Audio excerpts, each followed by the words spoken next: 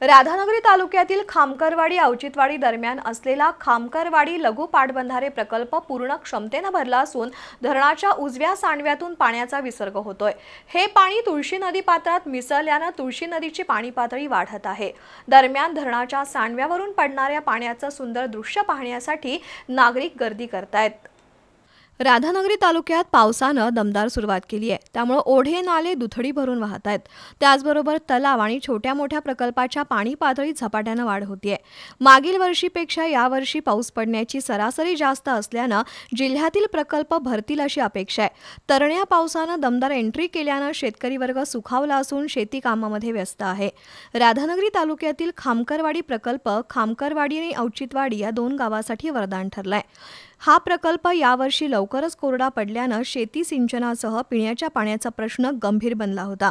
गेले आठवडाभर पावसाची संततधार सुरू असल्यानं कोरडा पडलेला प्रकल्प पूर्ण क्षमतेनं भरलाय। या प्रकल्पात 1162.78 सहस्त्र घनमीटर इतका पाणीसाठा होतो।